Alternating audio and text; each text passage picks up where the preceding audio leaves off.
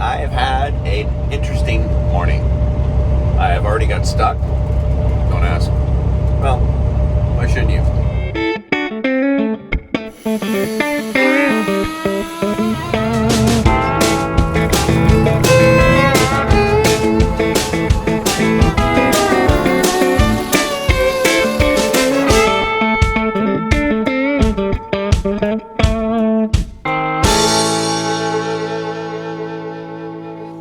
I loaded this morning in Windsor, and I'm turning around in their yard, and there's a big puddle because I've been loading there the last couple of days.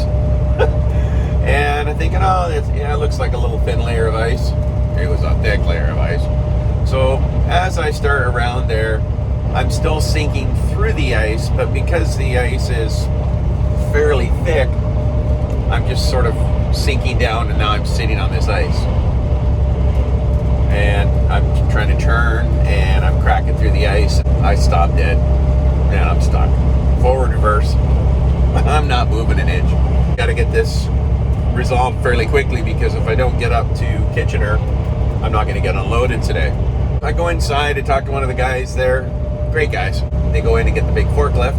Well, it's an aluminum trailer, so we're like, okay, I'm thinking, how the heck can I do this without tearing the, you just can't put a chain around the bumper and pull, right?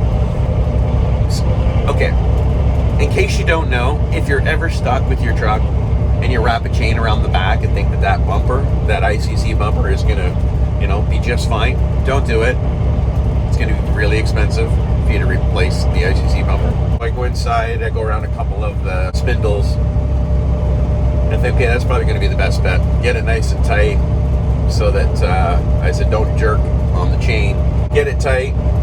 And I put it in reverse, and he pulls me right out, no problem at all. So that was great. So I stopped at West Lorne to get a tea, and there's a guy I haven't seen for a while, Bill from Equipment Express. Last time I saw Bill, I found out that he had cancer. Great guy, old school guy, drives an old Freightliner, just interesting guy. He's been around a long time. And he says he's going to beat it. And then I get talking to a couple of guys that he works with, and they say he's going to beat it with, he's not going to do any of their doctor's remedies. He's got a home remedy.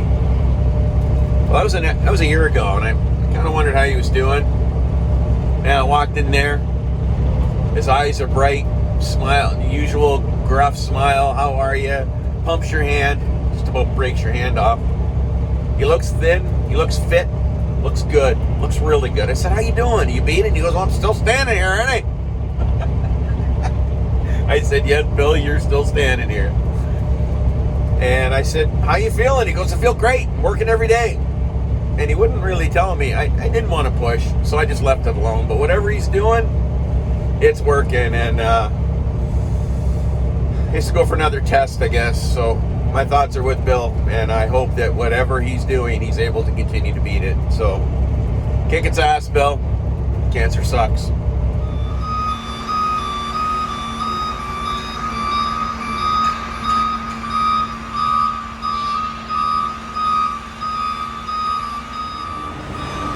That guy right there, he's driving this thing. Right there. Nobody in there. This guy driving that. Wow. Although he says it's actually easier to use the external crane controls than try to drive it in and touch such a tight spot. I don't know. Looks pretty cool to me.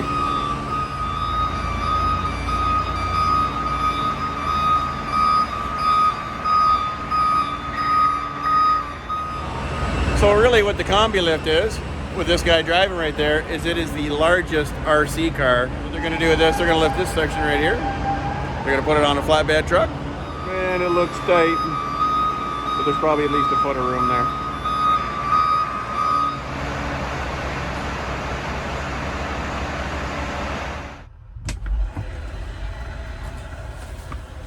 Well, that was pretty interesting. So I just showed you the what's called the Combi Lift. It can be used to unload steel or anything outside, lift it off a truck and then drive it away. And it can also be used inside because it's low enough so that they can lift a module It's 15 feet wide. It is 10 feet high. And it is about, I believe it's 30 feet long. It's almost kind of like the concept of like double wide trailers where they would, make two trailers, put them together on site, and then, away you go. It's that taking it one step further. The one I looked at was a 2-bedroom dorm with a kitchen, a nice common room, beautiful bathroom, laundry, everything in it. They take one, they set it in place. Then they take another one, and they set it on top of that. They can go up to 26 units high. I'm not sure how wide it could be, but 26 high. And they all lock together with pins. They're very strong. They're very safe and very efficient. So really, a crane can put together a dorm in probably, I don't know what the time would be, but it would be significantly less than building it. Of course, they would have to build it prior to that, but the whole point is that once the site is ready to go, they could complete the build in a much shorter time and then connect everything together. And then all they have to do is there's a couple of little spots at the bottom where they just fasten the pins together and finish the little drywall. And the fridge is in, the plumbing's in, everything's all quick connect. The furnaces were in, the windows, the lights. I'm told that it'll even be furnished. So that's the future, man. It's sea container gone wild. Time to put my winter gear away and head for home.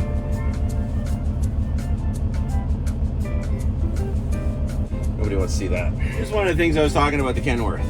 These trucks the cab itself is quite narrow. So, compared to my International, Volvos, all that kind of stuff. And the T660s and the W9s are quite narrow. And unless you are quite narrow, you're not going through there. So, you're definitely not going this way. And we go this way, gotta suck it in and slide on by. Yeah, not an attractive maneuver.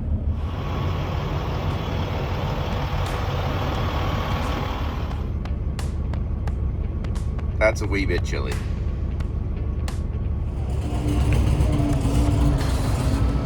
Mike's just gonna change out the propane cylinder. See this right here?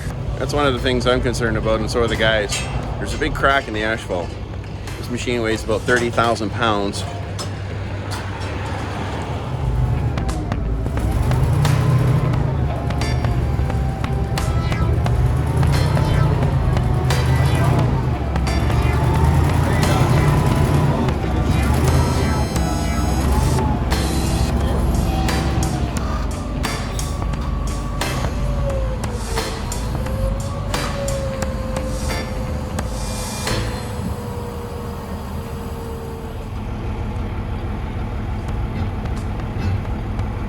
What the guys are doing right now is we're going to actually move this machine forward on the trailer.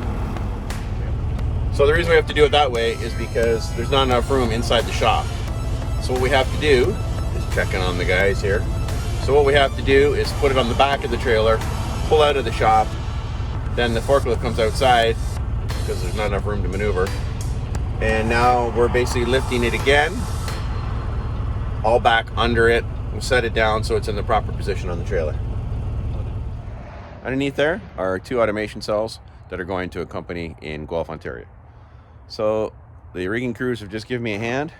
We were quickly getting that done so that they could go because they're trying to wrap up all the jobs for noon today. So it is about 11:15 Christmas Eve.